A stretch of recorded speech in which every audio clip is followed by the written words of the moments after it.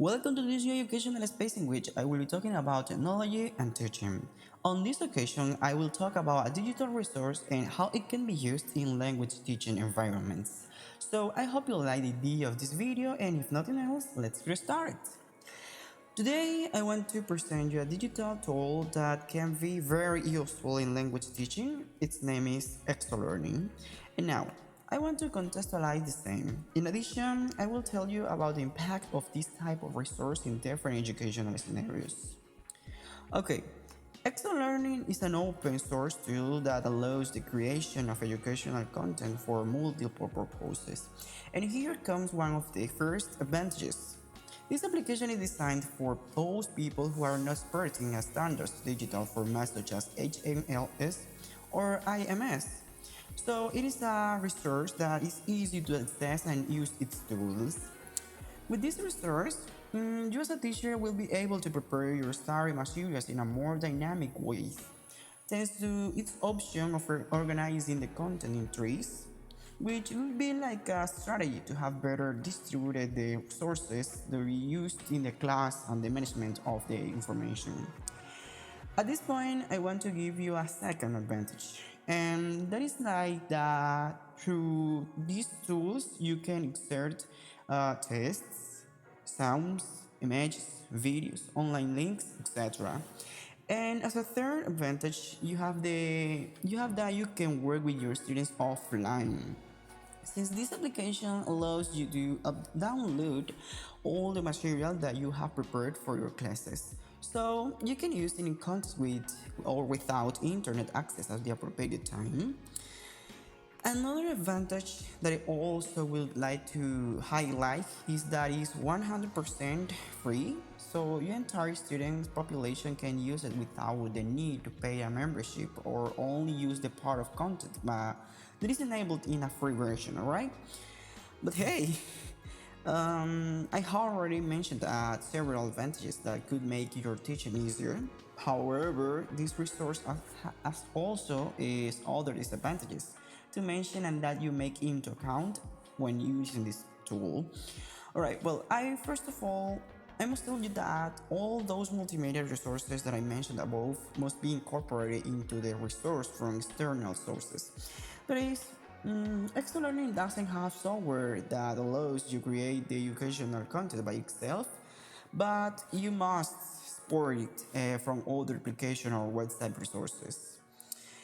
Furthermore, since it's a web resource, all students will have the opportunity of having their disposal of an electronic device, such as a cell phone or iPad, with which they can connect with any of the developed trees.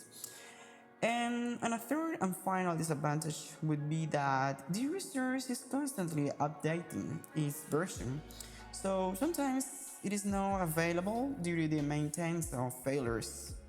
However, these failures are rare, and in the case of a date is approaching, well, they notify you in advance so that you are ready and are not taken by surprise if you find that the page is collapsed.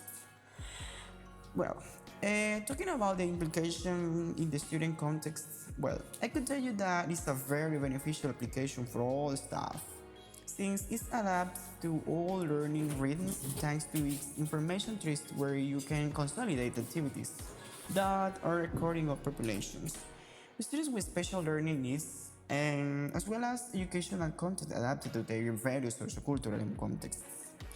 That is achieved thanks to the fact that you can create teaching lists, which it is a function in which you can create various activities with specific purposes without leaving aside the central objective of the class, so you can put into practice whenever you consider it.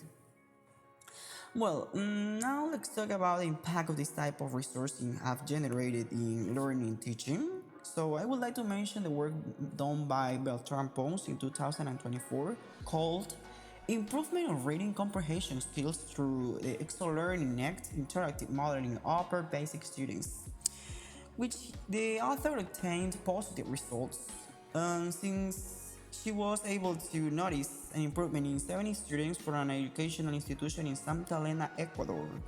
who have difficulties in reading comprehensions. Thanks to this resource, this population was able to develop skills readers according to the various demands of to which they were rejected. Right? Such competences are literal, inferential, and critical. These last two were no carry or prior to the implementation of extra learning, and after its use, the students were able to value the text they read differently, right? Okay, with this work, I can endorse the effectiveness in the use of this digital resource. In addition to serving as a tool for the creation of intervention plans, since as the author expresses in her introduction, this strategy is born to the poor performance of students in expresses in reading comprehension and proposes these strategies as a road followed to create or to intervene in the population and generate a significant change. Furthermore, the author includes an indigenous population with some needs in language appropriation, yes. So it is a source that can be adjusted to various populations with specific characteristics, obviously, and specific limitations.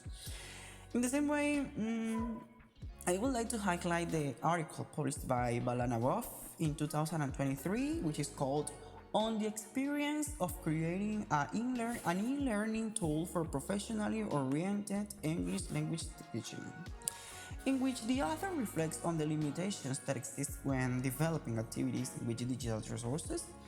Factors are mentioned, such as the poor preparation of teachers to carry out this type of exercises, are the poor accessibility of students to this type of resources is also mentioned. And finally, it is mentioned that by not having students with adequate management of these platforms, it would be a great consumption of time in class preparations.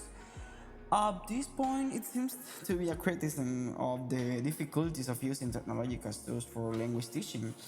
However, what the author really wants to convey with this reflection is the very poor situation of his country, that is Belarus, in terms of education, and he calls all the entities to ensure to establish new curricular policies in which there is a percent of digital resources.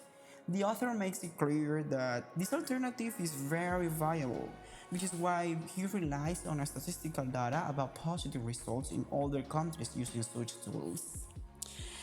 Well, I have reached the end of this video. I hope you enjoy it as much as I did when I was made it. If nothing else, thanks for watching.